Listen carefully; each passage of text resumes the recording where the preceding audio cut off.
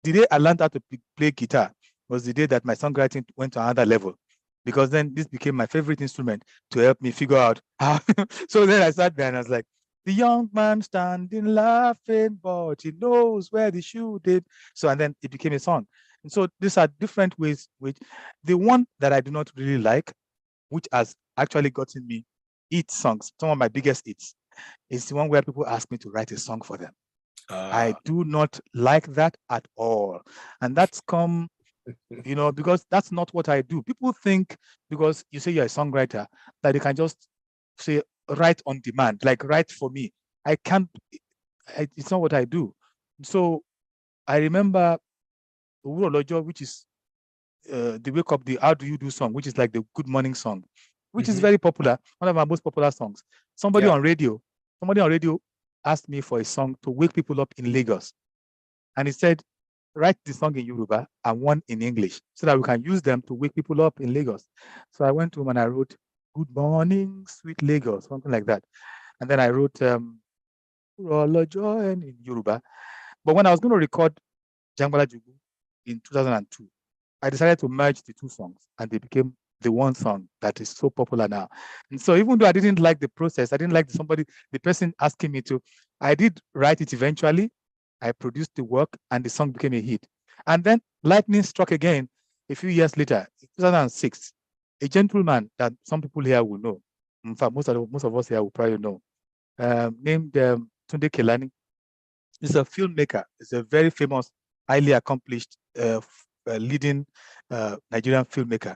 And he called and said, I have this movie that I'm working on and I want you to write a song. So he gave me the synopsis. And I remember just going home that day, so angry because I thought, here is a man who is highly accomplished as a filmmaker.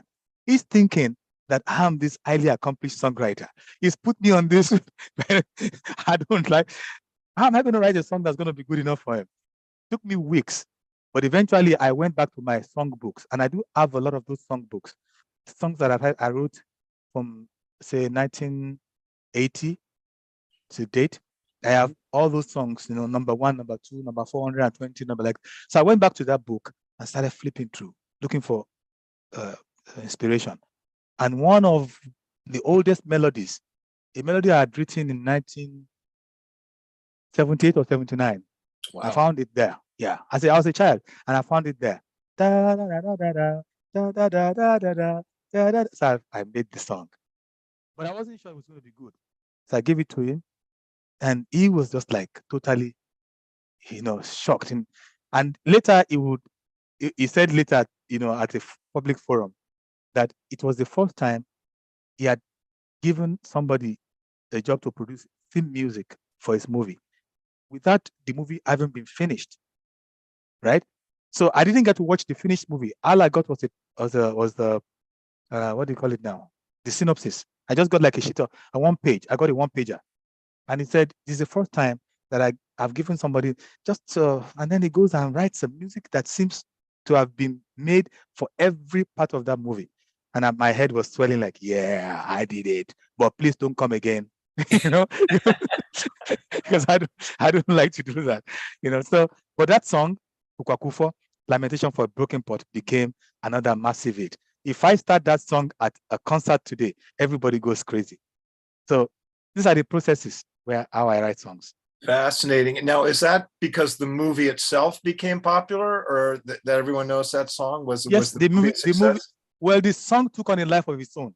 Okay. Because I then put the song on my album Fere, which came out in 2006, and then Mr. Kelani and his crew made me a video with bits and pieces from the movie. Okay. And then the song that just blew up the song, and so the song just became so huge. Yeah, like so huge. And so I mean, this is how all the processes I use to write songs. But like I said, I still prefer the one where it just comes. Just comes. Yeah. Yeah. What about traditional sources? I mean, I know you're obviously a literary person. I've read your books, and you're a very good writer. And thank you. but obviously you're very aware of a lot of the literary past Yoruba poetry and that. Do you ever take something that's basically whole from some, traditional literary source and turn that into a song? Is that ever something you do? I think, yes, I've done that.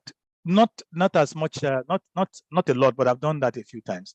I mean, Jangbala Jubu, the title track of that, the album that became our first breakthrough album. It's a traditional song. It's a traditional work song, actually. So in the old days, when people would go to work together, like, in those communities, say, for example, you want to build a house, people will help you to build it. They will, you all come together and build the roof and build what. And when they're doing this work, they'll be singing songs to keep them going. And one of them was this song, Ebang Bondo Yibe Jangbala Jubu, Jubu, Jubu Jangbala.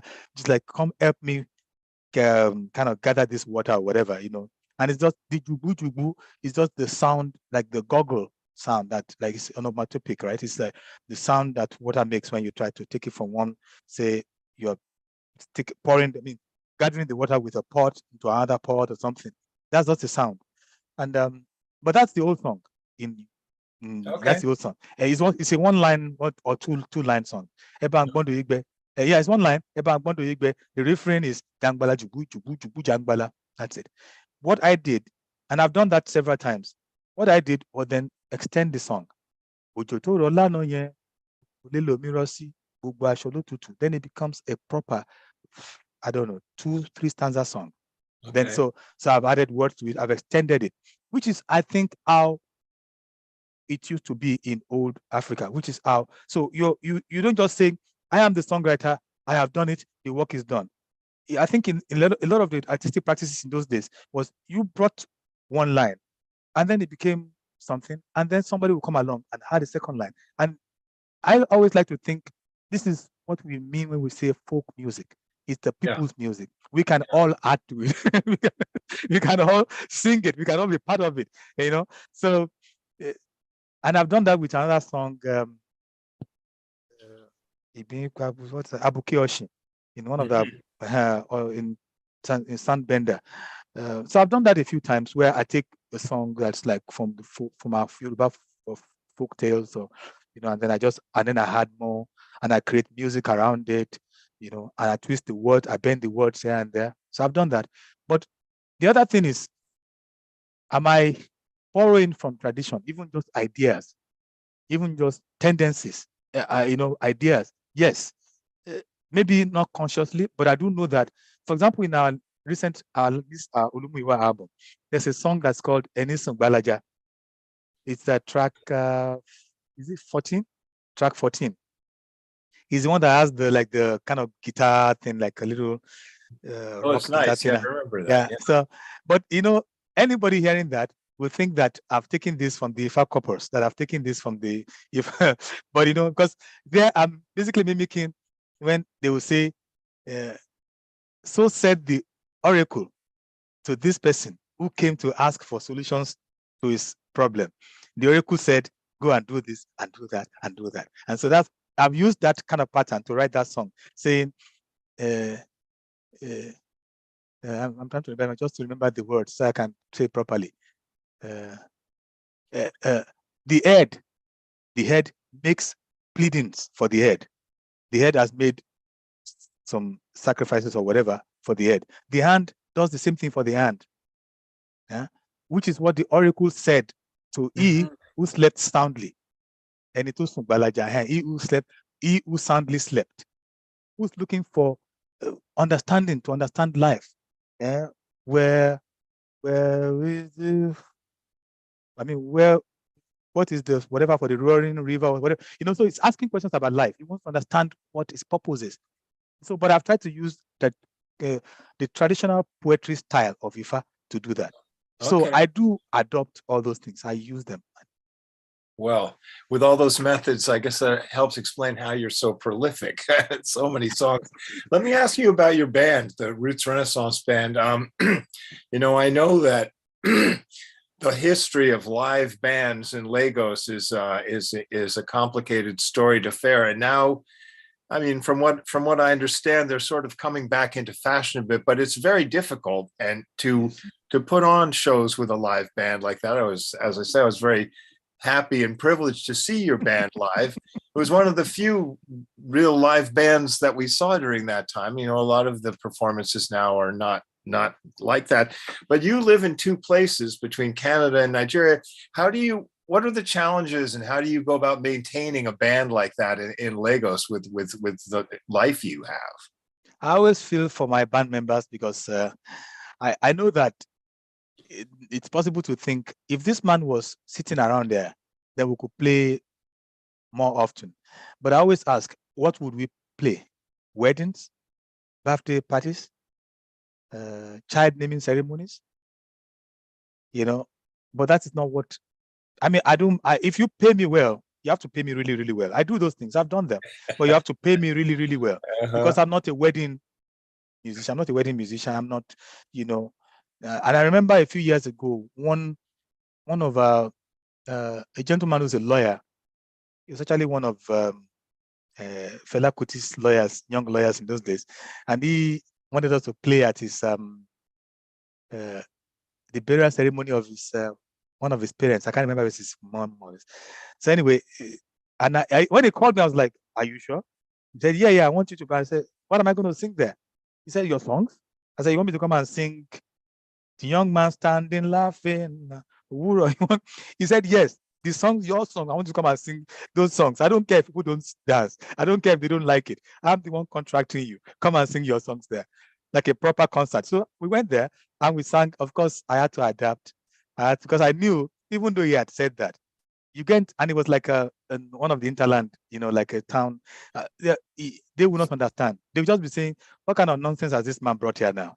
So of course, I had I had some of my band members kind of sing some of the popular, you know, songs, and then I came on and did our normal standards, and then we closed with some dance music and stuff. But it's not what I like to do. I did that for him as a favor, and I don't typically like to do those things. So even if I was in one place 100% and we were together, we'll still just be doing our concerts and still, you know, this is what I like to do. I want to do formal concerts where people come, you know, and they listen to us. We intentionally don't provide tables at our shows because I don't want people sitting down and drinking and eating and making me secondary. When I come to play, the music is primary. Yeah. That I demand that, and I expect it, and I'm always threatening my audience. And people laugh at me when I say, you know, maybe I won't do it anymore. And then people are like, no, you have to keep doing it. And then my band members will be there. We dare you.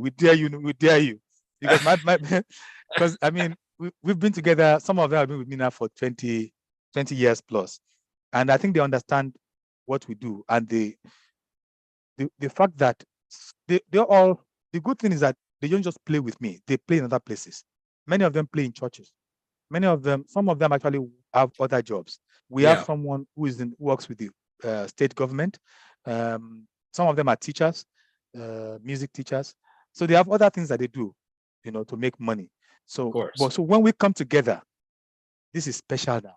Yeah. Because this is where one of them told me one day, he said, "Doctor, when I come to play with you, this is where I feel like a human being.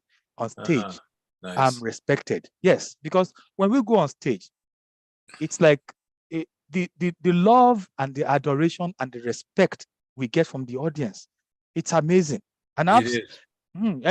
And the way they respect you, like you're not just a musician playing guitar. No, they respect us as if, you know. And so I think my band members value that. Yeah. And so they see that, okay, so this is the value. And so we work together as a band of brothers. Sometimes we have sisters, you know, and so far it's worked well. So how many shows like that, like the one I saw, do you do in a typical year? Sometimes up to 12. Okay. Sometimes more than that. Sometimes less. It depends on how much, you know, sometimes less, you know. So, but also depends on if we get venues. The venue you saw us playing at, that was given to us kindly by one of our fans, you know. So because the kind of music we're playing with no financial backing, it's difficult to put it together. The cost of venues has gone up so much, and venues no longer want to partner with you. Right. because they say they are not making any money from it. They don't make money from it. So they want you to pay upfront. And in a place like Lagos, it's so the people who are having all these social events like weddings and stuff, they've jacked up the prices of all these places, right? So the event centers, of course, they want weddings, they want churches to rent them for, they don't want some poor musician. So sometimes we can't have as many shows because we can't find the venues to work with. Yeah. People are always, if I put up a show now, like now we're supposed to do some shows in April in Lagos and Ibadan. And, you know, every time we put it online, people are asking, what about Abeokuta? What about Ilesha? What about Ilorin? What about Kano? What about Abuja? I'm like, yeah, but who's going to fund it? Who's going to pay for it? Where are the promoters, right? Where are the promoters who are thinking we can do this? You know, we don't have that. I mean, I became very good friends with some of the people who had worked as musicians in Nigeria in the 50s and 60s. People like Chris Agilo and Dr. Orlando Julius, you know, Ekemode, all those people. And they would tell me how in the 50s and 60s, and even the early 70s, they could plan tours. Sure. And they used to do all these things. And there were promoters who would go, some of them, of course, cheated them, but they would go with posters and get everything ready. And you're on the road, but we can't really do that. And I have to do everything myself now. I have to write the songs. I have to arrange them. I have to produce them. I have to package them. I have to market them. I have to organize my own shows. People think, and some people accuse me of trying to do it all by myself. They say that's why you haven't gotten as much traction. And I say, I'm not trying to do it. If I can find somebody who wants to do it. At some point, it became almost like I had to be singing and shooting my own videos, because the guys that we call to come and shoot videos for us were asking for such big amounts that we couldn't afford. So eventually, luckily, I started finding all these young people, because now I'm lucky that I have a lot of young people around me who grew up on our music, who then think it's an honor to work with me. And so now they're there doing all these videos, and so it's a bit easier. But finding venues is still a problem. So if we could find the venues, we'll be playing a lot. That's why I said some years we play more than 20 shows. We play lots and lots because we're going to schools, we're going to the interland. You know, sometimes it's because what I do is, if I get a big gig that pays a lot of money, then I spread the money out on all this. If I get big money today, you know that next thing you know, I'll be announcing a show in Abuja and a show in this, and people don't understand what's going on, because then I've got the money to pay for the halls. So sometimes that's why I take these wedding shows. Sometimes that's why I take them, so I get the money, so I can then do these other things. No, it's very interesting. No, thanks for that. I can understand all of those challenges. I'm very impressed with the way that you maneuver all of that. Some of the questions I prepared are things that have already been talked about. So I want to go back to a couple of things that were mentioned earlier and just hear a little more about them. First, religion. You said before that you're not part of any organized religion. Obviously, you're singing to a country where religion is taken very seriously on all sides. Is that ever an obstacle, the fact that you don't identify, or is it an advantage that you don't? I mean, how do you, as an artist, deal with those intense feelings from people who are, you know, committed to one religion or another? I think what you will find that will amaze you is, actually, if you go on YouTube, you can see all our videos, and you will see people there who are covered from head to toe, Muslim sisters, and you will see Christians with the really born again hardcore Christians. You see them. Then you will see the people who come sometimes bedecked in things that suggest they're in one of our traditional religions. So you see all those, you see everybody there, and they are dancing. You know, the funny thing is, they are dancing together. They're together, holding hands and talking, and our venue is a safe place where you can do that. Because when I say I don't subscribe to any organized religion, there's a second part to it, and I've been saying it for years. But everyone, I always say that, but everyone is welcome in my world. Because I have never been anti-religion. I think religion, like any other thing, can be used for good or can be used for evil. And if we choose to use it to destroy our people, well, that's what we've done with ourselves. Religion can be a very powerful force. Music is religion. If you music is a religion too. You know, people just don't want to see these things for what they are. And Nigerians don't want to accept their own blame for the failure of that society, you know. And I've been thinking about that for a long time, that until we come to accept that we are part, every one of us is a part of the reason why the society has failed or is failing. And that if we start to fix things, then we can get ourselves. I mean, you come to my show, and I don't take sides. I am the artist who is the voice of everybody, which in the traditional setting, whether I can talk about the Yoruba traditional setting. Maybe I can't speak for other African groups, but in Yoruba traditional setting, the artist is the voice of everybody. You cannot throw anybody, even the person that the society has said we don't want him. You cannot throw him away because it's not beyond redemption. The artist is the one who brings the whole community together, who's able to give us a chance to talk to ourselves, to find common ground for growth and development. And so for growth and development, we need the Muslims, we need the Christians, we need the traditional believers, we need the ones who don't believe anything. We need every gender, we need every sexual orientation, we need every point of view, we need the young, we need the old, we need everybody. Everybody should be accepted. Everybody should be welcome there. And that is what I am stylishly trying to teach my audience, to get them to the point where we can start to see beyond face, beyond faith, beyond gender, beyond color, to see the human in all of us, to see how in embracing these hypocrisies and bigotry, we are doing ourselves a huge disservice, and we are creating a bad world and a negative world for our children. What is the purpose? I always say, what's the purpose of our life? I think the purpose of our life is to ensure that this place, we leave it better than we met it. Leave it a better place for those coming after us.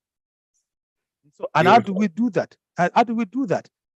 By ensuring that every voice is welcome, everyone is allowed to express themselves, and we can find somehow. It is not impossible to find common ground. There are people in Nigeria who will tell me the only way Nigeria can go forward is if we break it apart into the ethnic groups. And I always say, well, but when you break it down to Yoruba, the Yoruba will fight amongst themselves.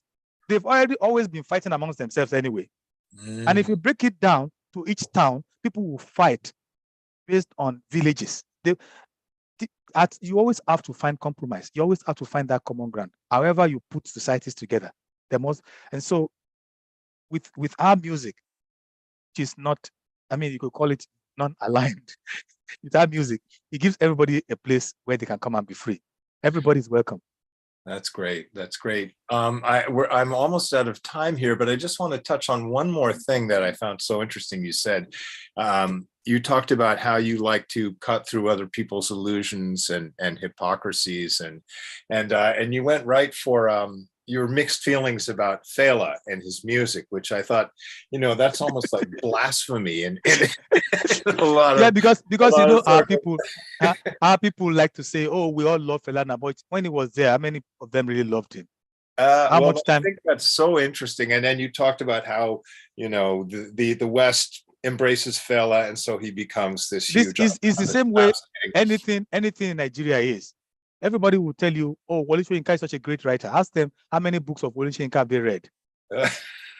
Okay. But because the West has given him a Nobel Prize, because the West has celebrated him, they all carry it. We don't create our own heroes. This is part of the issue, that we need to start to reflect on ourselves, examine ourselves. We need to start creating our own heroes. Embrace the people who are doing good things in our society. Embrace them and hold them up and support them. They don't support anything. Who's supporting my music there? Who's supporting us? Everybody's just doing lip service to it. Oh, we like your music, but nobody supports. I've just said it on this show now that I can't find venues. You think after this program, somebody will say, I have a venue in Abuja for you. No, it rarely ever happens, because we don't. But you know what? I'll tell you something, Banning. According to the way we expect things to be, you are older than me. I expect you to die before me. But It happens sometimes that maybe I will die before you. If I die before you, you will find out that beautiful Nubia will be so huge The Nigerians now will start carrying it. They will start talking about how, but now when you are alive, we don't celebrate our own people. We don't hold them. But if somebody in the US today gives beautiful Nubia a big award and says, this is the greatest living Nigerian musician, every Nigerian will start to say it. Well, I wish we could do that, actually. We're not quite big enough to have that impact. So this is the thing that about. So when I say that about Fela, I'm just trying to say this is, I'm not diminishing his legacy in any way. No, I'm just trying to talk to our people about how we do things, that because I remember even as a child, and I wrote it in my book, many adults where I grew up thought it was a never do well. They thought it was some thug who smoked marijuana and was leading young people. They didn't celebrate or respect his music. So, but now all of us will be like, yeah. So I do think that we need to shed a lot of things, our religious bigotry, hypocrisy on many things, and our sense of thinking we know everything. That because we all talk as experts, and I know they say, well, you are talking too. Like, okay, then all of us should keep quiet, maybe. But there's a place for listening. There's a place for reflection. We don't always have to be the experts. You can be an expert if you're an engineer. You know about hydraulics, but you can't also be the expert on music. And I get people coming to me every day advising me on this music. And I'm like, what do you do? You're a dentist. How can you know about music? Have you produced one song before? Have you marketed a song before? How do you know how I should be doing it? What I need is you to support this music. Yeah. Well, my time is up here, but it's really a pleasure to talk with you again. I'm glad to know that you have young people who view you as a hero, because I think it's very appropriate. And it's really, it's an honor to know you. And I have to thank Professor Fakola for including me in this discussion, which has really been fascinating. And well, I look forward to the next chapter. And, thank you very much, Banin. Thanks a lot. Thank you. Thank you. Thank you very much, Banin and beautiful Nubia, for that most engaging session in which we're able to enjoy insight into your inspirational foundations and processes, your mental gyrations, if I could use that word, as you receive new ideas and construct new beauties, and how your environment has shaped your creativity, and that majestic image of your mother's influence and the far-reaching power of her voice, even from a distance. And you've also shared with us your vision of your music as harmonizing, how it integrates, moves beyond gender and ideology to help us to see our common humanity as we gradually mature into developing an African cultural independence. So, having mapped this wonderful world of ideas, which our three interviewers have enabled us to engage in, we now throw the floor open to members of the audience. Oh, sorry. Before that, we shall call upon Professor Falola, the organizer of this initiative, to give thanks. Then we shall move to members of the audience.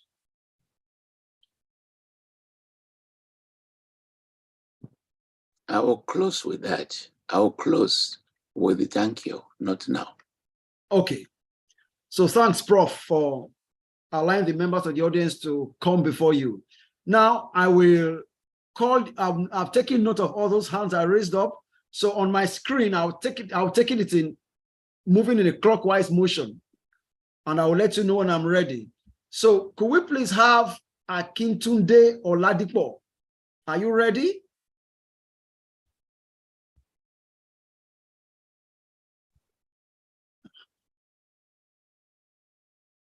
Unmute. All right, can you hear me? All right. Yes, Akintunde. Very good. Go ahead. Yeah, so I'm excited to be here. I think I'm one of those young people you mentioned that I grew up listening to Owuro Olojo. And, I grew up one day and, it was stuck in my head. I'm like that, who sang this song? Right. And then I went on Apple Music and I was delighted to find that, all of your albums were there. So I've listened to all your albums And you know, I probably know them just as well as you, to be honest. I think I disagree with some of the things that you say, but that is fine. For example, I think you write great love songs. Thank you. Right. So it's surprising that you don't play weddings, you don't like to play it. What I like best about your love songs is that the way that you don't just say like I love you, you express the love in terms of doing ordinary things, right? For example, in Mura Ode, right? In Mura Ode, you talk about just getting ready for the day together, getting started, doing what we have to do. And the way that you invite your lover to join you in this very, I want to say, ordinary activity, right? It's a unique perspective on love that is sometimes missing, right, in Nigerian music, right? But also on Alashela, which is on Atunluto also, right? Yes. The way that you coax your lover, it's very nice, right? So I find it very interesting when you say, because I think you write some of the best love songs currently. Thank you. That we have. Okay, sorry. I'm curious about one thing, right? Are we ever going to see collaborations, right? Okay. Because I can think of a couple of people for whom I think it'd be interesting to see what might come of a collaboration with you yourself and with your band, right? For example, Brimo is somebody who is very interesting. He definitely has a different take of music than you do. But both of you are people that have shown like the willingness to evolve from album to album, right? While staying true to what makes your music appeal to like your core audience. So like, are we ever going to see like collaborations between you and people like Brimo, like Asha, just newer age artists who retain some of that same like trueness to their core fans like you do? Yeah, well, if you want to see anything, you have to pay for it. So I think it's easy to go on Twitter and say, do this, do that, like as if artists are people that are sent on errands to go to. But that's not this. It's a business, it's work. And I'm always talking to people about this, that what we do is work. And I really would love our people to start respecting the musicians who do music as music, not just music as entertainment, that it's work. So just to say, just do a collaboration. It's more than this. There has to be some kind of organic connection there. On the surface, two people might seem like they belong in the same basket, but just a little step deeper and you realize, you're putting, two people who are not really supposed to work together like that. If you're meant to work together, something will bring you together, something organic, something push you. Maybe some people will say spiritual will bring you together. And then that somehow somebody will come up with the money to do the work. It's money that drives this work. To record one song costs a lot of money, the way I record. So when people ask me about, I say collaboration, go and bring the money now. If you bring the money and book the studio and book everything, I'm not going to start knocking my head against the wall to make music. And then I start knocking my head against the wall again to go and start doing permutations that will titillate my audience. I'm just one person. So maybe if people come up with those plans, with those with the funds and everything, maybe it's possible. Okay. A second thing I wanted to Excuse me, sorry, Akintunde, with all due respect. What you gave us was wonderful, but we can allow only one question or comment by participants. Very sorry about that. There may be more time later if we are allowed, but let us proceed meanwhile. Thank you. Blessing Ajishafe. Yeah, thank you, everyone. Yes, I'm very happy to be here. I've listened to Nubia since 2002 when I was in SS1 or SS2. Oh, wow. Yes. And I've attended a lot of shows at Uniband in 2008. You came to play for us. Yes, well, yes. AAUA, I was a lecturer there. Oh, wow. You signed your novel for me, Citadel's Blues. Wow. And I've read a lot of poems. Just in line with what what Akintunde was saying, why I think you might need collaboration. I know that you are not the commercial type, definitely, because of what you do. But somebody like me personally, I feel that bigger audience just needs to hear you. I don't know how that's going to happen, but bigger audience need to hear you. My generation and people younger than me, we don't know anything. We are blank. So we need to when you see what is going on now in Lagos about, ethnic stuff, this thing, it just tells you that, we are dying mentally. So bigger audience needs to hear you. And that is why I just think, if there is a way you can, there are few mainstream artists who are still making sense that are quite deep. Of course, you mentioned Brimo, of course, Asha, of course, even Files, Falani Files. These are guys that are still making sense and they are still producing songs. I don't know if maybe in production or whatever, if any of these things can happen. People need to hear you. That's my comment. Thank you, sir. Thank you. So I would say the way people will hear me, it's the same way that they hear the popular pop musicians. People need to broadcast what we are saying. They need to broadcast our music. They need to share this music with their audiences. They need to stop being ashamed to say amongst their friends that they listen to beautiful Nubia. Many young people are ashamed to let their friends know that they listen because their friends tag our music old school music. Because our friends tag our music kind of like backward music. So you will see, we will put something on Twitter. People will like it, they will not retweet it. If one of their trendy artists puts a picture of his nose on Twitter, it will go viral. Yeah. So this is about responsibility. Me going to sing with anybody is not what's going to extend what I need to say. I have already said. I don't have to sing another song again. I have said what I need to say to my society in all these albums. In fact, I said it in even just one song, Omojunri, 2006. If that's one song alone that people share and share and share it in your WhatsApp groups, share it, do the work that needs to be done. Do the work of discipleship. Do the work. The way you promote your pastor's messages and your imam's messages, the way that is how you've got to do it. The Christianity that we love to embrace, we are told it came through one man, 12 disciples. Now, how many billions are practicing Christianity, whether in its pure form or in its other form? How did that happen? Was it the one who started collaborating to make the message get out there? We are not doing the work we're supposed to do. If we love our society and we know that somebody is saying something good for our society, we need to broadcast it, whatever it will take. We need to spend our own money, our own wherewithal to get that music out to the people. See, all these collaborations and stuff is not what is it going to lead to? What is it going to do? What's it going to do? It's just going to titillate some people. Some people want to see whether A plus B, or what will A plus B sound like? What will C plus D sound like? Maybe it will lead to something. Maybe it will, what was that? Some of these artists you've mentioned, have they not done collaborations before? What has that done for the society? If the society itself is not ready to take one step. And the other thing you have to remember is this kind of, I'm not the only ones who have said this before. Many great artists before me have said this. This kind of music, you cannot force it upon people. People must come to it when they are ready for it. You're talking about the masses out there. The masses, you're talking about the masses out there. They have to be ready to listen. So when they are ready to listen, they will come to the music, or the music will get to them. But right now, if you're just throwing things at them, just be bouncing back, and you just get frustrated.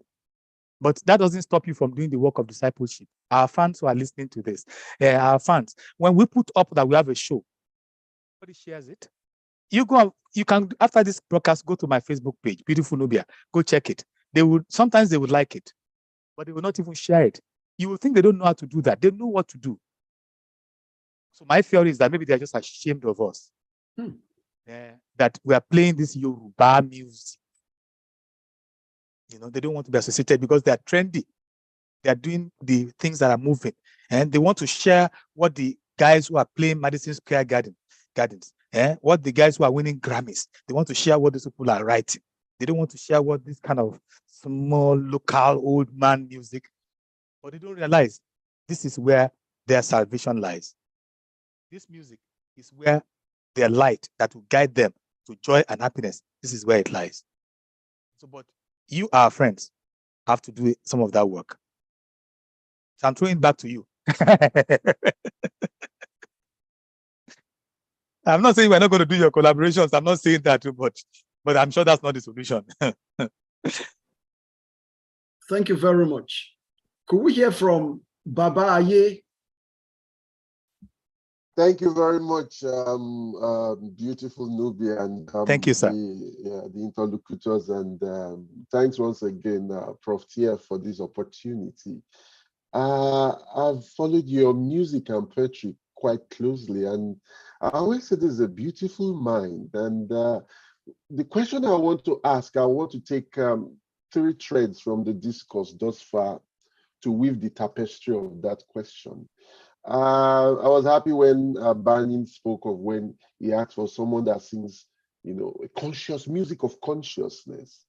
And then I blend this with what Tokwe Fagoa said about, which boils down to the age-old question of, art for art's sake or art for social change. I mean, and then what you yourself said about what struck you about Fela. Not so much the music, which itself is political, Yes. but as well as politics, So for me, as I said, you interpret, you carry out what I would say a social and cosmological sense of consciousness. But how do we move from that to more actively throwing up the issue of change? And that question, it's not just about you, because we are all different individuals and we are our persons. But when you spoke about discipleship now, one of the things that came to my mind is, before the disciples, you had the apostles. You have an apostle, you talk the Renaissance, your band, you spoke earlier of everybody has things they do, for living and things like that. My question would be towards projecting from interpretation to change, and roles that you as a person, if you so desire, could further play. How are you thinking of mentoring beyond just, the music, their projection politically, and not just in terms of, even for me, your musical and publishing body and your banker, to me, it's a powerful weapon.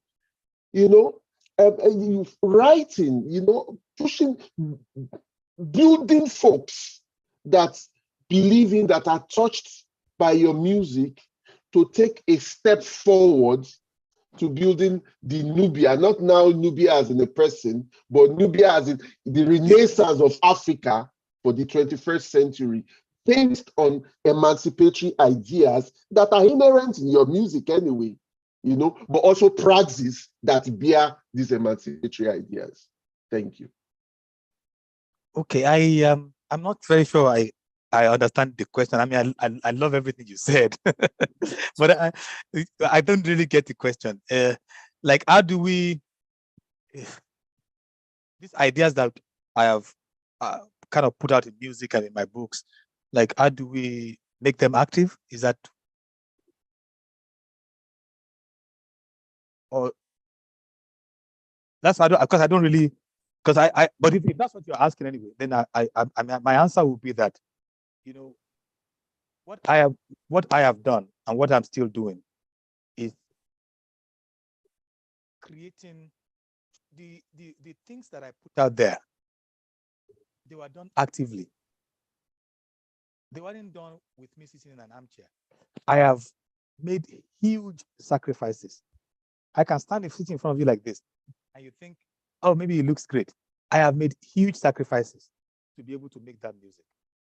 So sometimes people would ask me, when we went for a protest, you weren't there. You weren't. That's not.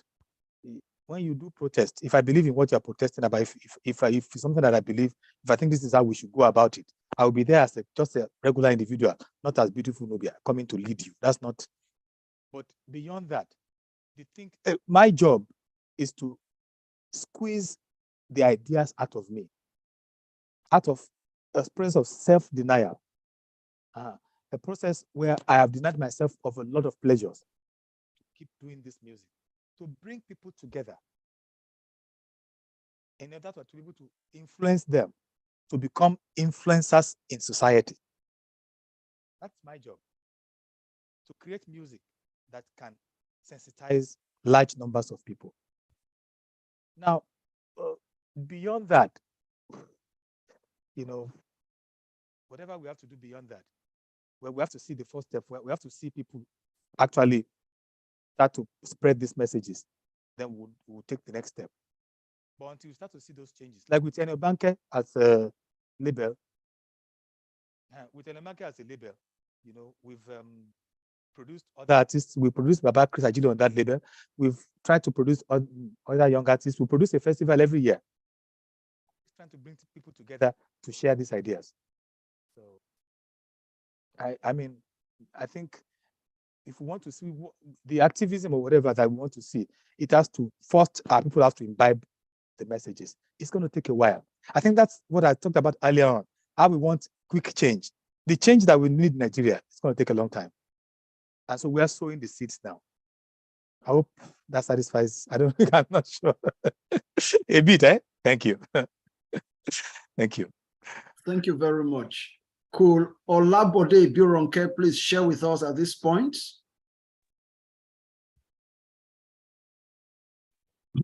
Well, thank you so much, Dr. Tony Adepoju, for bringing me on. I have to say that I'm familiar with the music of beautiful Nubia, but not with the person. And it is the first time I would actually hear you speak and espouse your ideas and beliefs. And I think it is to the credit, really, of Professor Tony Falola for creating a forum that will permit this kind of conversations to take place. So I really thank him very, very much for all the work that he is put into, bringing all of us together.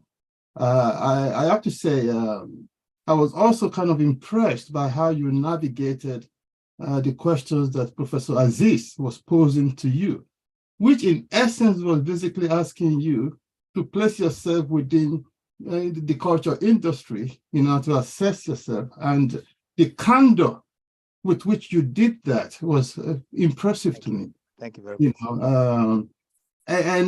So judging from your reference points, it appears that you and I might be contemporaries, Okay. So,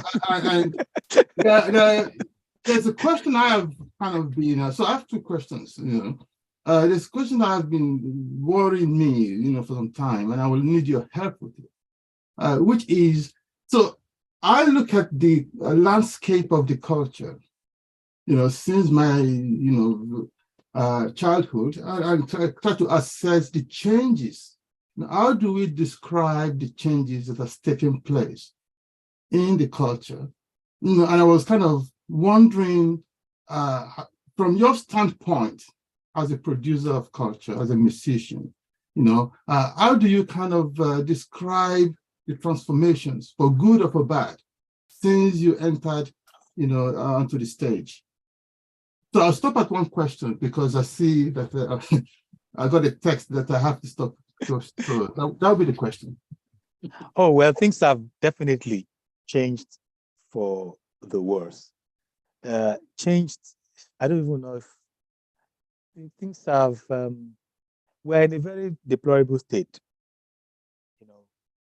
in Nigeria. And, it's very saddening. It's something that makes, because I know as a songwriter, I don't like to say like somebody, but I do think a lot about these things. And it's things that actually make me very, very, very sad. A lot of the songs I've written have come from a very, very, very deep place of pain. They've come from a very deep place of anger too, with the slowness of our people to come towards positive change. But I strongly believe that perhaps looking at how Nigeria was created, looking at what we've been through, looking at what the different groups that make up Nigeria now, what they were all going through, the different states of development they were in before the British cobbled them together. Looking at all that and our recent history, I do think things have to go this way for them to get better. And I can then position myself at somewhere there as one of these agents of positive change. And, you know, it makes me feel like there's a purpose to what I'm doing. There's a direction to what I'm doing. There's an essence to what I'm doing. You know, because sometimes I joke with people around me that what if Nigeria was not, because sometimes my band members will say, Doctor, you're always thinking all these songs about changing this and changing. What if Nigeria didn't have all these problems? So, well, we'll find something to think about, you know, maybe there's always something to think about. But I think being where we are now, it's a challenge to many of us who are writers and artists in every kind of form. It's a challenge to us, writers and songwriters and singers and painters, and poets and dramatists in whatever field. It's a challenge to us to start deploying our gifts to contribute to change in this environment and to start working together more, not like collaborating to sing songs to sell. No, to work together with humility, to start working together to see that we can create, because I always say, whenever a society is going to go towards change, you see it in the culture sector. You start to see the rumblings. You start to see a new art forms develop. You start to see the people embrace a new way of thinking. A new way of thinking. And if we can get our people to that new way of thinking, it's not about education, like, okay, people have to go to school and learn to speak English. It's not that. Because we can use our traditional language, our languages, to actually lift our people's consciousness. Because people often tell me, oh, you know, people are not going to school. How would they learn? I don't agree. Of course, we need education. We need to lift our people's level of, but we can speak in the languages. There's a video that I've often shared, and every time I share it, it goes viral. It's me talking to school children in a place in Ibadan, in Yoruba, in total Yoruba. And the way those children listened, the way they were so attentive, their teachers afterwards told me this was like a miracle. And they were praising me. I said, no, it's not me. It's the fact that they can see someone who's up there, who they might think is this big man. But we've created a space where we're like brothers and sisters and we're sharing ideas. And even though I'm the one doing the speaking, they don't feel like I'm talking down on them. They know that I'm sharing wisdom that we can all be part of. So I feel that we can change things. Things are really, really bad. Things have gone. It doesn't help us that we have a huge generation of young people who have technology at their disposal, but many of whom are not using it for the right purpose. For example, you go on Twitter now, you see a lot of kids trying to do history and telling fake history just to get people to click on their things. You see people online now trying to write serious stuff. And I think, yeah, so it's a nice idea they're trying to do this, but you are saying the wrong things. They're not. So, but we need to keep talking to this generation to keep trying to push our people towards positive change. And with my music, I'm going to keep doing that. Okay, thank you very much. At this point, beautiful Nubia, what do you think to help conserve energy? Do we ask our speakers? We have about 1, 2, 3, 4, 5, 6, about 8 people who wish to ask questions. Should we take the questions in batches? They should all ask their questions and then you respond after they've all spoken. Please, what do you think? That will help us. Very good. And can we make the questions very straightforward? I know you all love me and you want to praise me, but you can just ask the question. It's fine. So that we keep it. Okay. So what will happen now? I will call each member of the audience, one person at a time, then speak briefly, concisely, and we'll move to the next person. Thank you. So can we hear from David Ola, please?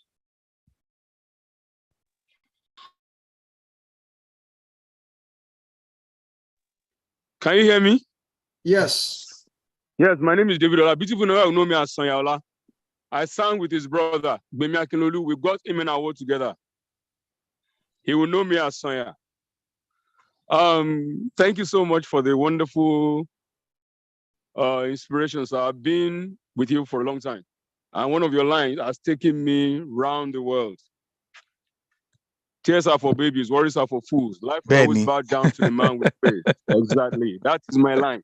Now, where I'm driving at is I've used that even as a strategy to get a lot of people's attention wherever I've gone.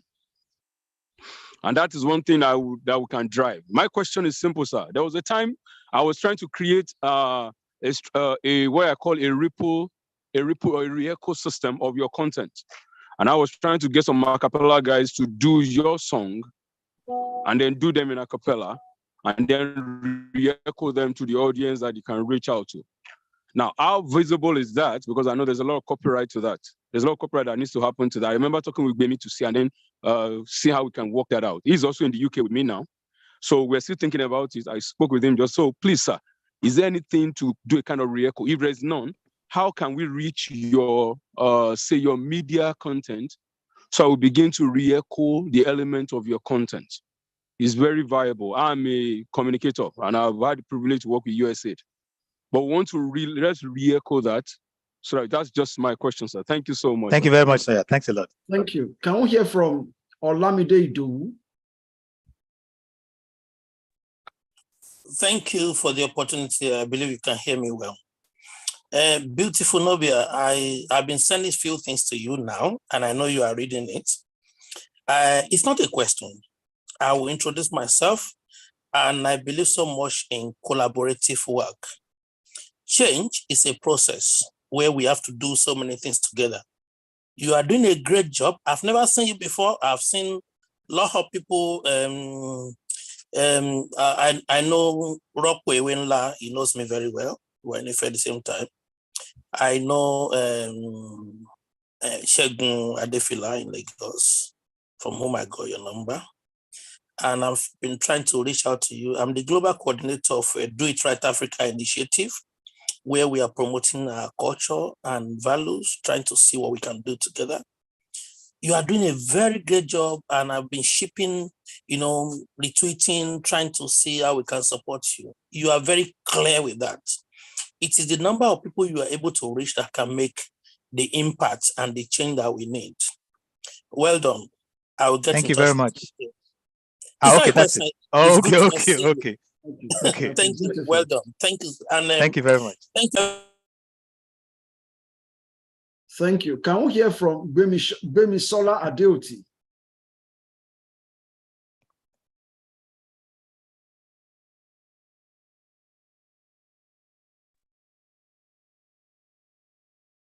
Hello, Gbemisola. Yeah. Yeah. Can you hear me? Yes. Okay. I want to especially thank the organizers, Professor Falola, and the panel of questioners. Beautiful Nubia. Yes, brother. Yeah. Nice seeing you again. Very. I always remember the collaboration that brought you to the Institute of Cultural Studies around 2013 or so. Yes. I mean, for me, you are one of the artists, writers, who combine that the art of music with that of writing, especially poetry. In fact, for me, your songs are more of poems.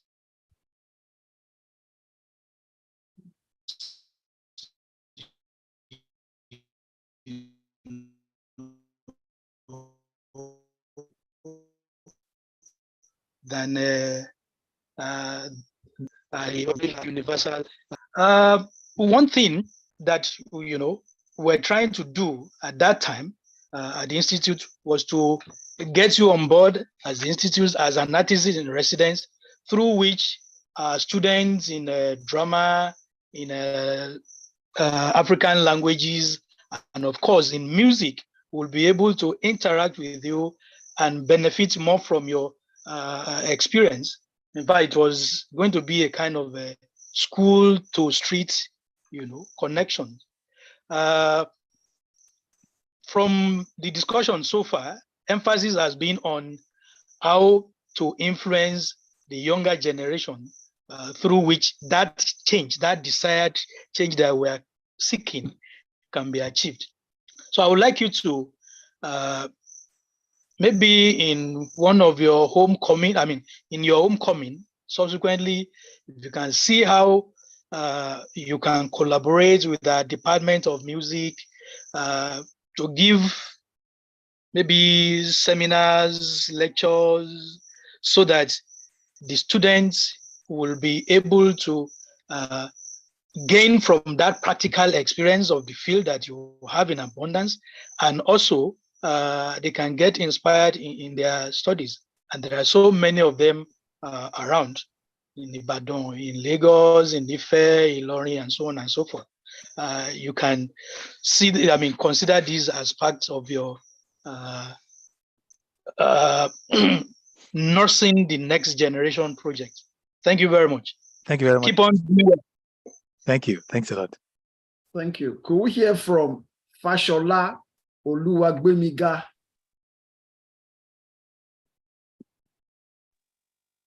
Good day. I will be very precise. Beautiful Nubia knows me as Venga. He talks about not having places to have a conducive concert. I just want to know what are the criteria a place should have so that it will meet up with the standard of the concert, so that if we have any way to come in, we can know, okay, these are the standards we are going to be looking out for, and this is how we can help. There are so many other questions, but I just want to be particular about that. Thank you. Excellent. Could Tunde Jimo speak, please? Good evening, everyone. Beautiful Nubia, I've come to your shows, I've read your books, I'm one of your very great fans. Actually, I always bring kids together and I teach them your songs. Wow. So, and I think I shared some videos with you recently. I have two questions. The first thing is that when I saw Olusegun album, I knew that maybe Olusegun had gone to be with the creator. So I would love to know, should we expect a music video about Olusegun? Because I would really love to see that. Then two, your shows, you said you only do 10, 12 shows in a year. I think that's too few.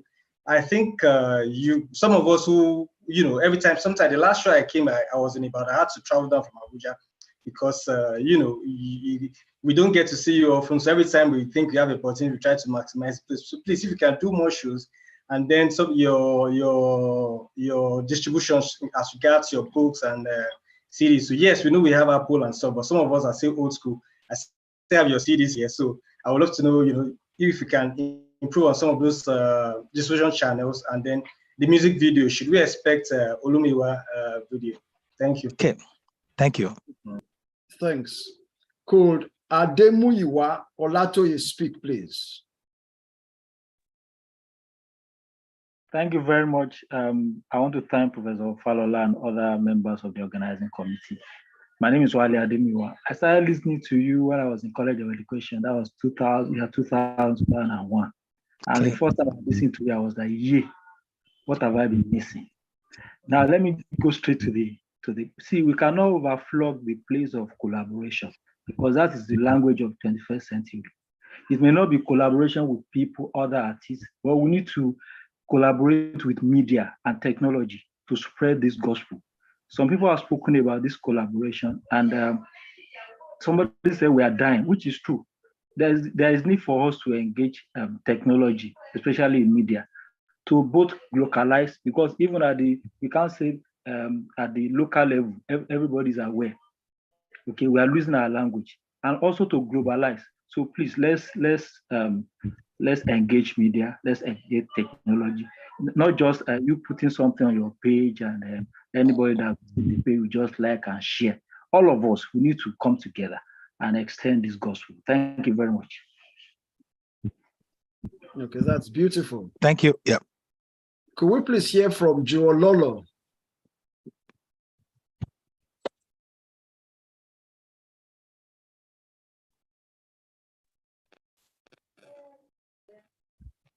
Joe, you have the floor. Okay, can you hear me? Yes. All right, thank you very much. I greet everyone in the house. Beautiful Nubia, Thank you. Olusegun Akinlolu. I am very happy to see you once again. Thank you. I am one of the happiest. Well, I see you as my grandfather in the arts. I see Brimo as my father, and I see Asha as my mother. And I inherited this time from you. You see my hand. So, well, there is something I want to say. I think your art is a kind of different art. If we look beyond the music, you are doing an alternative folk song. To me, in my own word, I think it is alternative. You are trying to preach that our tradition should not be static. Either we should embrace the culture that is transient. I think at this junction, are you not thinking of institutionalizing your art where you will consciously be teaching other people how to do this kind of transient art? Because if you look, observing your style, I was trying to observe your style, Caveman, Brimo, Asha, and some other people in this category. I even try to dig into T.Y. Bilu, people who do alternative works, not works on the surface. I think we need conscious institutionalization of your kind of art so that there will be people who at a particular point or the other will come into this art consciously and be able to learn how to do it well. I think that is one of the problems we have with Fela Anikulapo's work. Everybody will come up today and say they are doing Afro, Afro pop, Afro jazz, and this and that. And some people are not even really getting the Afro right in it. So I want to know if you have any plan about putting your work, consciously institutionalizing your work for people to come and learn under you. I know Isaac John is there. We have always been coming around. So all those, why we know Emu Fest has always been running, but we need something that we need a conscious ground for people to come and learn. Somebody like me will be willing to. And I think I have been a fan of your music for how many years now? Even when I was in College of Education, I was one of the guys who brought you on ground back then. And I have friends that I think I have this beautiful Nubia, how will I put it now, syndrome. Everybody around me is being affected. Thank you. And that is how it is. I salute you. Thank you very much, brother. Thanks a lot. That's beautiful. Now, could David Okeowo address our guests? Dayo Okeowo, I'm sorry. Okay, all right. Can everyone hear me? Yes, I can hear you. Yeah, good. Good evening, sir. How are you doing, brother? I've been following since 2001. I bought my first cassette when I was in SS1. So, and since then, I've had this cult following. So, and Iriajo, Son of the Sleep, and Soundbedder are my favorite albums. As in, I love everything, but I don't joke with these three. So, talking about Burning House and someone like Biko. Now, do you think we just had an election in Nigeria now? Do you think we'll be having a political leader like Biko soon in Nigeria? And then this Burning House, do you think we'll be able to pull out this fire soon so that this house will not burn to the ground? And then I watched your documentary on Res Luxin, and I just wanted to ask, are we having that kind of documentary about this legend soon? Like some other legends that we've grown up to listen to. Thank you so much, sir. Okay. Thank you. Thank you. Could we hear from Sean Williams? So good day. To be very direct, can you say a thing or two about Eseodo? Who is the persona, the protagonist behind Eseodo that is doing the Huruhara thing? Thank you. Okay, thank you very much for all members of the audience who have asked questions, who have spoken. We are most grateful. So, beautiful Nubia, please feel free to respond to these engaging questions. I'll do that very quickly. To Sonia, I remember you, Sonia. I remember you from the Harmonics. That was your group. Your group was called the Harmonics with me and a few other people. You guys were wonderful, amazing in those days.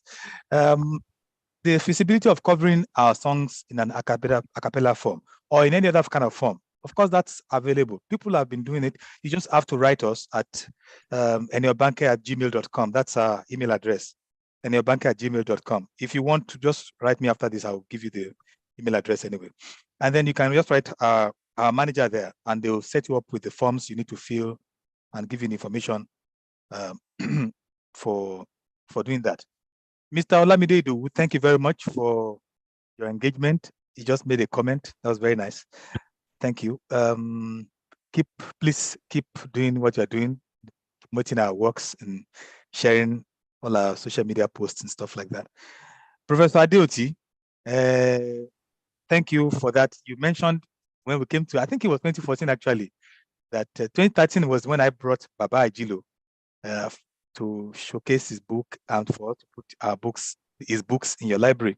But 2014 was when you actually honored me and you gave us a nice award and everything. We had a wonderful concert that evening. And after that, you did suggest that I could become an artist in residence. Well, that didn't work out.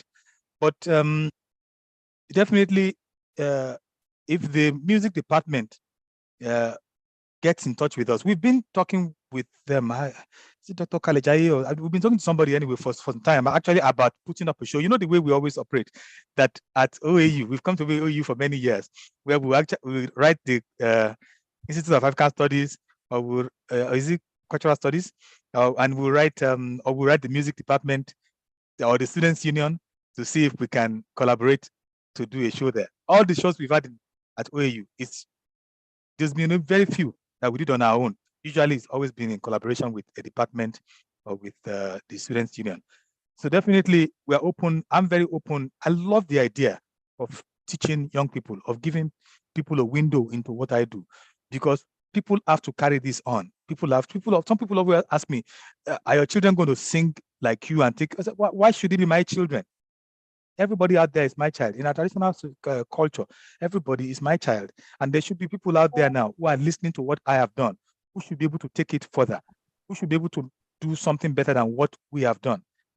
So I'm always happy to open up this door and talk to people. So if the music department gets in touch with us, you can be sure that I'm open to to come in there to talk to the students, seminars or lectures.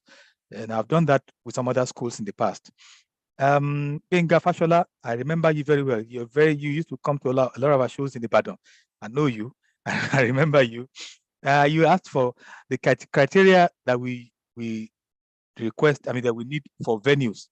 If people want to suggest venues for, please contact our booking officer at that email, eniobanker@gmail.com. They will give you all the details, what we're looking for, or generally, I think it has to be a good venue. We all know, and safety is always a big, an important, a big issue for us. It has to be safe, and it has to be accessible. It has to be central. It has to be accessible so that people can come from everywhere, and it has to have a stage. And if there's no stage, we have to be able to kind of get a stage there. So these are the things. But I'm sure they will tell you everything if you send an email, eniobanker@gmail.com. Mr. Tunde Jimo asking if there will be a video for Olumiwa. See about that. Videos cost a lot of money, especially in this time that we live in. Cost a lot of money. But we'll see if it's possible. If we get the funding, for it, we'll try to do 1 or 2 videos on that album. He also suggested that requested that we should have more shows. Like I said, I didn't say I said sometimes we have basic 12, sometimes we have 40 shows in a year. It depends on, what venues we get and what bookings we get and how much money we have to set these things in motion. So if we get the funding that we need, we will do more shows. And then he also talked about distribution of CDs and books. We are always actively working on that. It's difficult to distribute books and CDs in Nigeria. The thing is, a lot of stores that many of us look at out there where they don't buy these things. You have to consign with them, which is you give it to them to sell, and then they give you your money back. Often you don't get that money back. And that is why over the years we've had issues where they sell these things, you don't get the money back. So we have just a few stores now that we operate, that we deal with. But we're always working on it, actively trying to improve on it. So if anything changes, we'll let you know. Mr. Ademu Iwa Olatoye talked about collaborating more with tech, especially with media. well, that's also ongoing. That's something that we are very interested in. And if anybody has any ideas or any, I mean, we are really beyond. Like I've said many times, I don't really want suggestions now. I want people who are ready. I don't want advice. We're beyond that stage. There's a lot of advice coming from people in Nigeria. What we need to see is more support. So if anybody's ready to support us with this tech that you're talking about, then we're ready to embrace them. So we're looking for that. We're always looking for support in every way, in marketing, in distribution, even in production, in setting up our shows, in this tech and whatever. But it's the support we're interested in, not the ideas. I think we know what the ideas are. Joe Ololo, my man, he talked about institutionalizing art, like teaching classes. Yes, I've tried over the years to do that. I've done a few songwriting classes. In actual fact, as part of the EMU Fest, the Nubia Music Festival I talked about, for a few years we had music workshops where people will come, children will come, adults, to learn different instruments, and then I'll teach songwriting and music production. We're always doing that, but we're working on, and this when we did that was when we had the Nabanke Art Center at GRA. That center is now defunct. We don't have it anymore. But we're planning to open another one soon, probably in Ibadan. And then we'll be able to actually have real classes, where you can actually learn music production, where you can actually take from idea to the product, where we can start from how do you get these ideas? How do you turn them into songs? How do you then go about writing the songs, arranging them, putting in your instrumentation? How do you then produce? How do you get people together? And then how do you package it? How do you sell it? So we have all these things that we're planning with time, especially when we can get our center up and running again, then we'll be able to do that. Dayo Okeowo, what your beautiful man. Dayo Okeowo, I know many of you may not know that, but Dayo has done a lot of work for us over the years, often for free. In fact, usually for free. When you offer him money, he would say he doesn't want it. He's a graphic designer, he's a tech guy. And for years, he has done a lot of posters for our events. In actual fact, Dayo designed the jacket of our recent album, Olusegun. He did it. Dayo, wonderful young man, wonderful human being. Thank you very much for all the work you've done for us over the years. You said will we ever get a leader like all those people I sang about in someone like Biko? We're in that process. Like I've said, we are saying the things that we need to say to revolutionize our people's minds. In saying the things that we say in this music, and hopefully we'll be able to produce a new generation that thinks, because leaders come out of the followership, they come out of the people. The people we have now that all of us like to abuse, they came out of us. And I like to say that they represent who we are, or at least who most of us are. If our leaders are greedy and selfish, it's because most of us tend to be selfish and greedy. We don't like to accept responsibility for how our society has failed. And to change it, I think we need to work on developing a new generation, 2 generations, or people who think in a different way, who think about the community first before themselves, who think about community service as a high goal. And we need to, once we get to that point, we'll get the leaders that we want, that will be like Biko that you're talking about.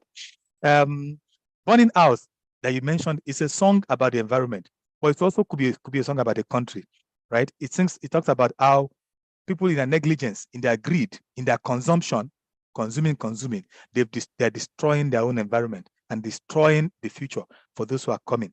And what we have to do, the same thing, like, I've said it in my music all these years, we need to start dialing back. We need to start embracing change, a change in the way we think and act in response to our challenges, to our problems. Please, can I repeat those things I said earlier?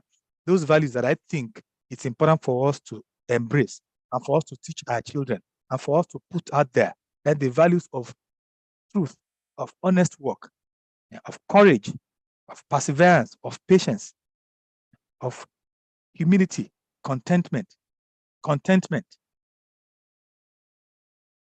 You talked about Rex Lawson Yes, that documentary about Rex Lawson, I'm very proud of it. Even though when it first came out, as usual, instead of people supporting it, some journalist friends of ours started, giving us negative criticism. Oh, you didn't do it properly. It's not well done. I said, I wasn't trying to take your job. What happened was that I like Rex Lawson. I love all those musicians, all those old musicians that we didn't celebrate enough. Our society does not celebrate our artists. We do not take care of them. We do not love them enough. Artists are the life force of society. Artists are the salt of the earth. Artists are the soul of society. Imagine a society without good music. And we just, what we like is to hear that they are sick. And then we start collecting money for them. The man has cancer, his tummy is bloated. All of us start sharing the picture of him like that. And we just chip in them like that. Artists, a society that wants to make progress must celebrate its artists when they are alive, and when they need the support, we must support them. And so I've always felt that we haven't done enough to highlight the work and the ingenuity of some of these artists. I've said someone like Rex Lawson, who wasn't a Yoruba, who didn't have that kind of network that will carry his music on, in the larger Nigerian market.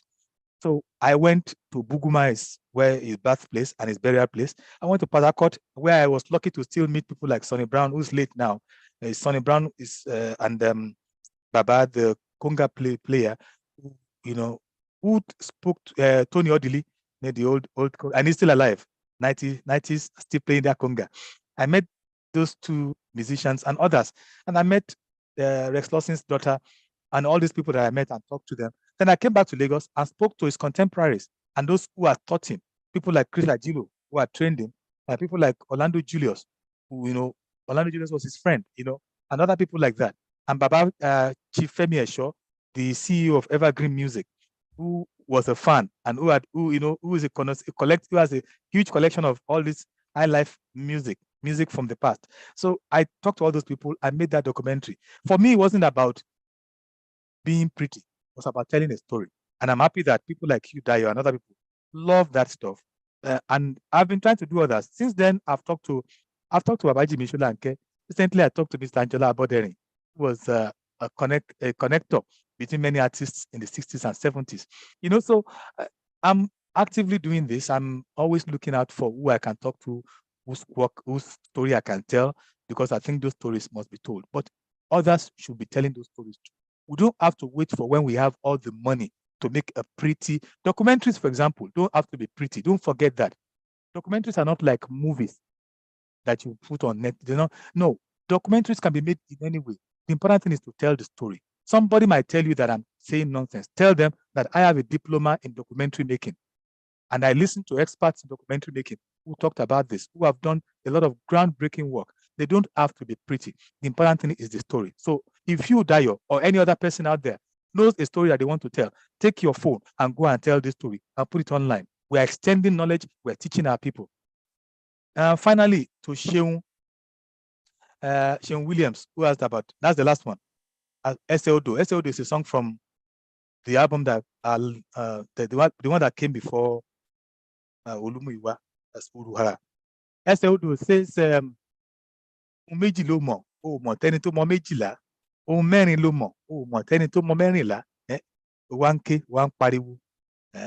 What has the experienced hunter never seen before? You don't know of two things. You don't know as much as the person who knows 12. You only know of 4 things. You don't know as much as somebody who knows 14. It's a message for all of us, because we talk a lot. Everybody is an expert on something.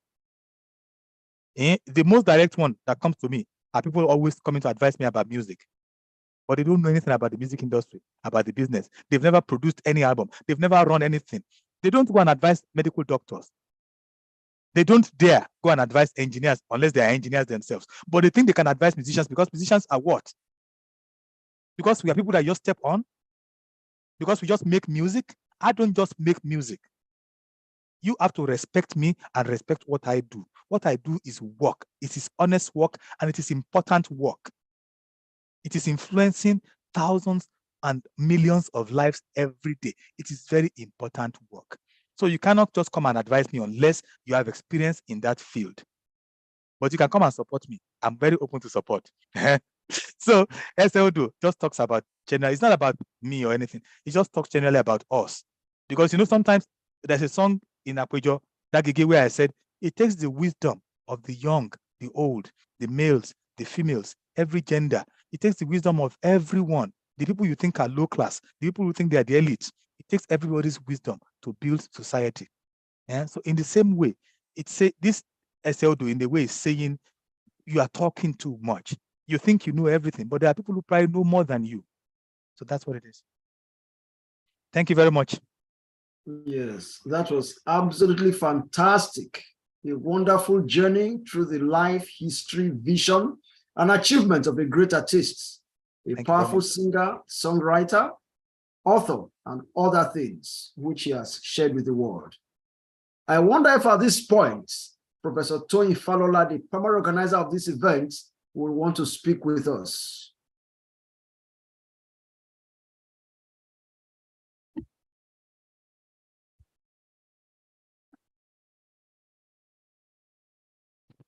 Is Prof ready to address us? Yes, please. Thank you very much. Okay, Prof.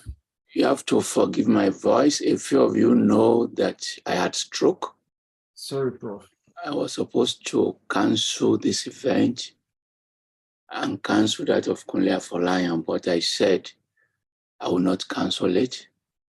I'm recovering rapidly. I've gained 100% of my cognitive functionality. I'm just trying to gain my coordination. And I'll be on my feet very shortly. I will put Adepoju on the spot because he and beautiful Nubia share many things in common. Adepoju is a writer, but he doesn't have a job that pays him at the end of the month. But there is no day he does not write. So can you tell them about this? Please, let them share your experience in terms of your passion with that of beautiful Nubia. Okay, how can I say it in some? Writing is something I am compelled to do. I can't do without it. Even if I'm earning all the money in the world and I'm not writing, then life will not have much meaning. So how do I earn a living since I'm not really interested in earning a living from writing? That's the irony of it. I'm not interested. Whatever money, the money I get comes incidentally. So anyway, I work as an editor.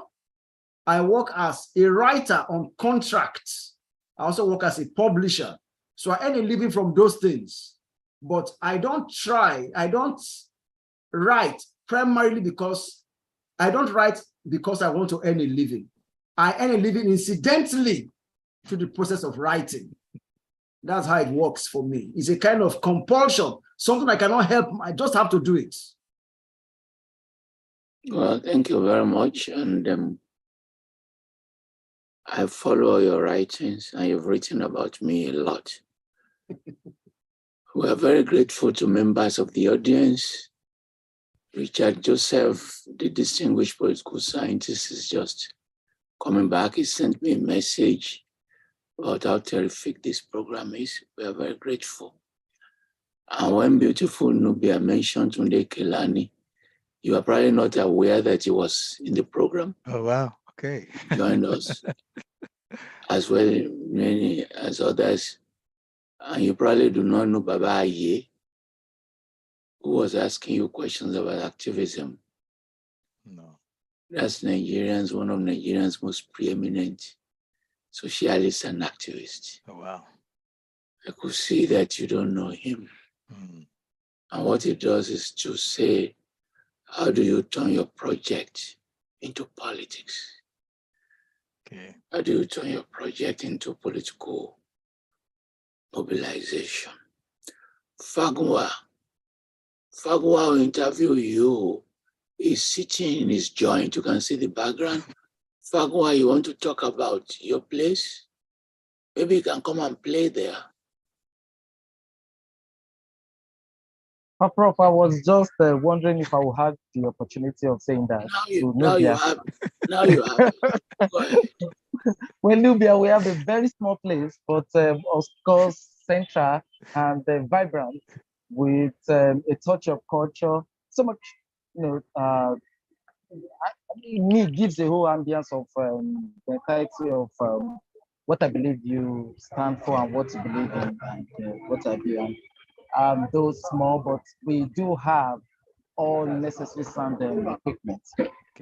We have our own sound, we have our own drums, we have, but I mean, because myself and my band, sometimes we play here also. So, and unfortunately, there was a time that I had that you were in Ayobo, but I wasn't around. Oh, yes. That. I mean, that would have afforded those with the opportunity of bringing you down here to check out what we have down here. It will be a pleasure to host you whenever you're in Lagos. Nubia. I look forward to that, brother. Thank you. Thank you. Thank Barney. I've been listening to Afro pop since the late 80s. I'm just calling it Afro pop and things like that. So on public radio for many, many years. Thanks for all the great work. I'm Professor Assis, who is the head of school at Kunle Afolayan Cap, right? Am I correct? Sir. Yeah, we are very grateful. The Guardian came, Vanguard came, Tribune came. We have 5 newspapers who cover this event, and who will be reporting by Tuesday. Usually, you don't know what they're going to say. Because media sells by something. Maybe they say beautiful Nubia hates fella. Yeah, that's the one I would sell. Oh boy. That's the headline. You can't anticipate them, but we are grateful they're here. We have to try. The way we run this program is a very beautiful technology. Our main audience is not on Zoom. We got a good audience, but we use Zoom to stream to live television stations, live radio stations. And we are very lucky about 12 countries where they've signed in, which they watch live. We will accumulate the figures, and by tomorrow we'll know the total number as they tell us. Sometimes we net 10 million, sometimes we net 20 million, but we won't know until they feed us with the number. But meanwhile, we are grateful to Mainframe. People join Mainframe as you are talking. They join Laroye TV. And we're in partnership with some radio stations and TV stations, Eastern Europe and China, who are also watching this program.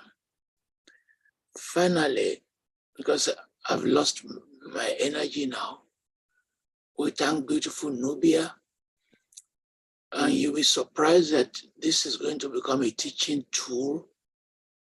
5 minutes after you leave us, it's already on the internet. The entire recording, we do not edit it. We don't edit it. The entire recording will be released 5 minutes after this program has closed. We'll play some music of beautiful Nubia. If you want to enjoy some of his music, we keep playing the music.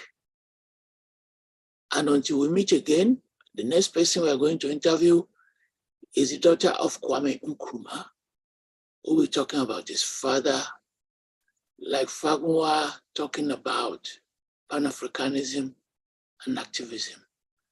Thank you all for coming. It's been a very wonderful program. and apologize for my health. Thank you. Thank you very much, Prof. Thanks, everyone. Thank you so much.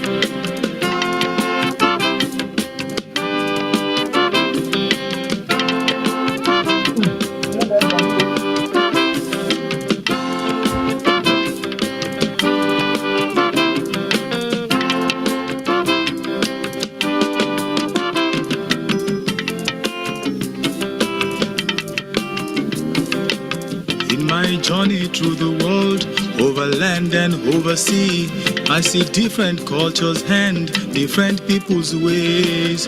I was born where the sun never sets and never rises. I was born where the heat is like a second skin.